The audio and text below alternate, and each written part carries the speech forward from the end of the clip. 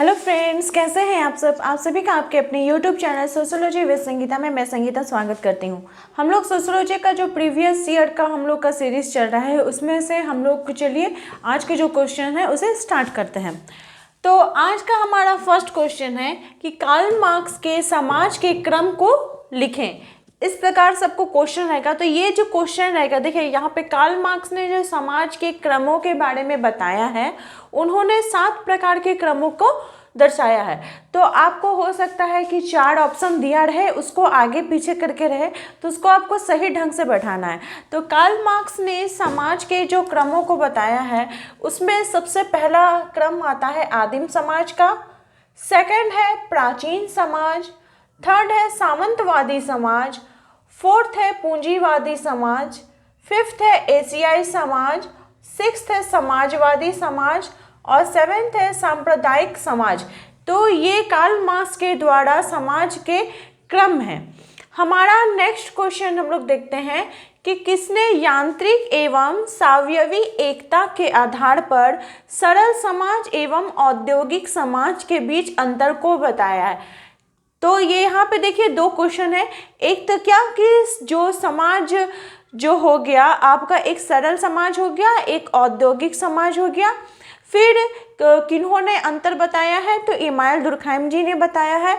किस आधार पर बताया है, तो यांत्रिक एवं सावयवी एकता के आधार पर उन्होंने सरल समाज एवं सावयवी जो समाज है उनके बीच अंतर को दर्शाया है। अब हम लोग देखते हैं कि आखिर ये होता क्या है, किस आधार पर इन्होंने यांत्रिक एवं सावयवी एकता को बताया है। तो इमानुएल दुर्खैम जी के अनुसार जब व्यक्ति का व्यक्तित्व सामूहिक व्यक्तित्व में समाहित हो जाता है तब वो स्थिति क्या कहलाती है, यांत्रिक जो समाज है वो कहलाती है, यांत्रिक व्यवस्था कहलाती है। तो अगर हम प्राचीन काल को या आदि काल को ले लें तो इस प्रकार के आपको छोटे छोटे लघु समाज देखने को मिलेंगे। उसके बाद अशिक्षित वर्ग के समाज मिलेंगे जिसमें कि क्या होता है कि यांत्रिक एकता को एक प्रतिबिंबित के रूप में रखा जाता है और जिसमें बहुत ही सरल रूप में श्रम विभाजन होता है, या फिर बोलिए कि श्रम विभाजन का वहाँ पे बहुत ही कम स्थान होता है और कुछ समाज इसमें भूमिकाएं जो है वो अपना निर्वाह करती आती हैं। और सावयवी समाज वैसे समाज को बोला जाता है जहाँ पर आधुनिक औद्योगिक सामाजिक व्यवस्था अपनाई जाती है, इनमें एकता रहती है, इसमें अधिकाधिक श्रम विभाजन रहता है। क्योंकि औद्योगिकरण समाज में आ गया तो औद्योगिकरण के प्रभाव में आने के कारण क्या होता है कि उन लोगों के बीच जो एकता है वो बहुत ज़्यादा होती है और श्रम विभाजन भी बहुत अधिक देखने को मिलता है। हमारा थर्ड क्वेश्चन हम लोग देखते हैं कि अंतः समूह और बाह्य समूह की अवधारणा किसने दी है।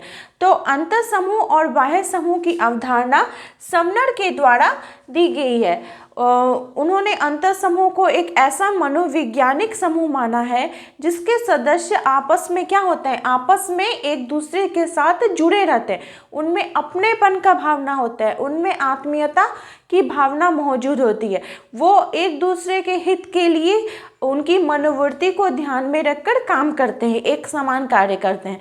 और बाह्य समूह में इस प्रकार की जो अवधारणा है वो देखने को नहीं मिलती और इसके जो सदस्य होते हैं वे उस सदस्य के समूह नहीं कहलाते हैं, जिसके कि इसे बाह्य समूह या बाहरी समूह बोला जाता है। हमारा नेक्स्ट क्वेश्चन है कि प्राथमिक समूह की अवधारणा किनके द्वारा दी गई है। तो प्राथमिक समूह की अवधारणा चार्ल्स क्यूले के द्वारा दी गई है। प्राथमिक समूह भी उसी प्रकार से हैं, आप अंतः समूह के रूप में देख सकते हैं कि प्राथमिक समूह से तात्पर्य एक ऐसे समूह से है जिसमें आमने सामने का घनिष्ठ संबंध होता है, उनमें सहयोग की भावना पाई जाती है और घनिष्ठता के कारण क्या होता है कि वे एक दूसरे के साथ अच्छा व्यवहार करते हैं।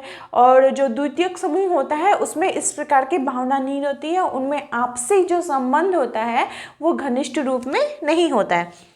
तो यहाँ पे देखिए आप लोगों को क्या क्या देखने को मिला, आपको औद्योगिक समाज, सरल समाज देखने को मिला, समाज का रूप देखने को मिला, साथ अंतर समूह, बाह्य समूह देखने को मिला, प्राथमिक समूह और द्वितीयक समूह देखने को मिला। अब हमारा जो क्वेश्चन है कि संदर्भ समूह की अवधारणा किनके द्वारा दी गई है, तो संदर्भ समूह की जो अवधारणा है वो हाइमन के द्वारा दी गई है। देखिए ये नाम सब बहुत इंपॉर्टेंट है, इसको अगर आप याद रखिएगा तो आप तुरंत आंसर लिखने में आपको जो है बहुत ही सुविधा होगी। तो संदर्भ समूह की अवधारणा सबसे पहले किनके द्वारा दी गई थी, हर्बर्ट हाइमन के द्वारा। उन्होंने 1942 में इसे विकसित किया था। कब विकसित किया था उन्होंने, 1942 में संदर्भ समूह की अवधारणा को उन्होंने दिया था। और उनके अनुसार संदर्भ समूह एक ऐसा समूह है जिसका कि व्यक्ति सदस्य नहीं होता है लेकिन सदस्य बनने की आकांक्षा रखता है, उसको संदर्भ समूह कहा जाता है। संदर्भ मतलब हम उस संदर्भ का बनना चाहते हैं, हम उसके जैसा बनना चाहते हैं। हमारा नेक्स्ट क्वेश्चन है कि धर्म जन समुदाय के लिए अफीम है, ये किसने कहा। ये जो कथन है ये किनके द्वारा दिया गया। देखिए मैं जितने भी क्वेश्चंस को आपके पास लेकर आती हूँ, मेरी ये कोशिश रहती है कि बुक का नाम, कथन का नाम आपके पास हो। तो अगर आप बोलिएगा तो अलग से इसे वीडियो मैं बना दूंगी कि किस समाजशास्त्री ने कौन से कथन को दिया है। और आने वाले नेक्स्ट वीडियो में मैं अवधारणाओं को आपके पास लेके आऊँगी कि कौन से समाजशास्त्री ने कौन से अवधारणाओं को प्रस्तुत किया था। तो धर्म जन समुदाय के लिए अफीम किनके द्वारा बोला गया है, कार्ल मार्क्स के द्वारा बोला गया।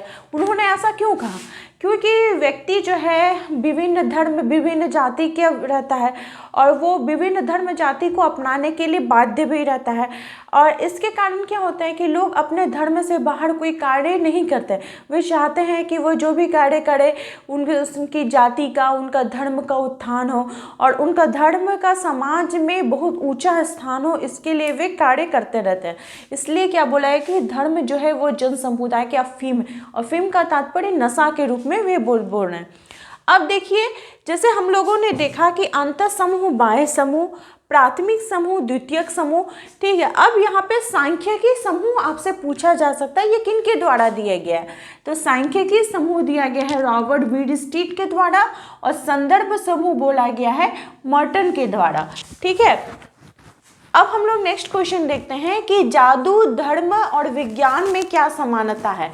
तो जादू, धर्म और विज्ञान जो है उसमें अगर समानता की बात की जाए तो हम लोग अज्ञात के प्रति अभिस्थापन हम नहीं जानते हैं, लेकिन फिर भी हम लोग जादू में विश्वास कर रहे हैं, हम उसको देख रहे हैं। धर्म जो हो गया, हम भगवान को नहीं देख रहे हैं लेकिन उस अज्ञात के प्रति हमारा क्या है, विश्वास है।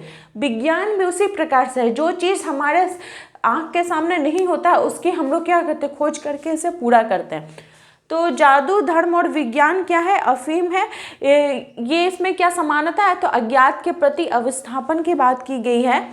तो ये किनके द्वारा बोला गया है, फ्रेजर की गोल्डन बा जो उनकी पुस्तक थी जो 1900 में रिलीज हुई थी, इसमें उन्होंने जादू से धर्म और धर्म से विज्ञान के उद्विकासात्मक जो सिद्धांत था उसकी व्याख्या की थी। इसी क्रम में मेलिनोव्स्की की भी एक पुस्तक आती है मैजिक, साइंस एंड रिलीजन, जो कि 1948 में रिलीज होती है। इस पुस्तक में भी उन्होंने जादू के एक मनोवैज्ञानिक आधार पर इसको बताया है और साथ ही साथ इन्होंने ये बताया है कि तकनीकी ज्ञान अपर्याप्त जब रहता है और जब अपूर्ण रहता है तब व्यक्ति जादू की ज़रूरतों के हिसाब से अपनी ज़रूरतों को पूरा करता है। हमारा नेक्स्ट क्वेश्चन है कि धर्म को पवित्र एवं अपवित्र के बीच अंतर किसने बताया है। जहाँ पे धर्म की बात आ जाएगी तो ये किनके द्वारा बोला गया है, इमानुएल दुर्कheim जी के द्वारा। उन्हें धर्म को किस आधार पर माना है, पवित्र और अपवित्र के बीच अंतर बताया। पवित्र में जब आप इमानुएल दुर्कheim जी का धर्म का अगर समाजशास्त्री सिद्धांत देखना चाहते हैं तो उसकी लिंक मैं वीडियो के डिस्क्रिप्शन में दे दूँगी, आप जाकर वहाँ पर उसे चेकआउट कर सकते हैं। तो धर्म को पवित्र अपवित्र उन्होंने किस आधार पर बताया है, तो पवित्र को उन्होंने बताया है आपका टोटम के आधार पर और अपवित्र को उन्होंने बताया है टैबू के आधार पर। टोटम के अंतर्गत वे आ जाते हैं जिसमें कि क्या होता है कि जैसे पेड़ पौधे जिसको कि हम लोग को पूजते हैं वे हो जाएंगे, और जितने भी निषिद्ध चीज़ें होती हैं वो अपवित्र के अंतर्गत आ जाती हैं। इसकी अगर आपको और पूरा डिटेल्स में जानना है तो आप जाकर उस वीडियो को देख सकते हैं। तो आई होप आपको आज की क्लास हेल्पफुल रहेगी। अगर आपको ये वीडियो अच्छी लगती है तो प्लीज़ आप अपने दोस्तों से ज़्यादा से ज़्यादा इसे शेयर करें, और मेरे चैनल पर नए हो तो प्लीज़ सब्सक्राइब करें। मेरे चैनल के साथ बने रहने के लिए आप सभी का धन्यवाद।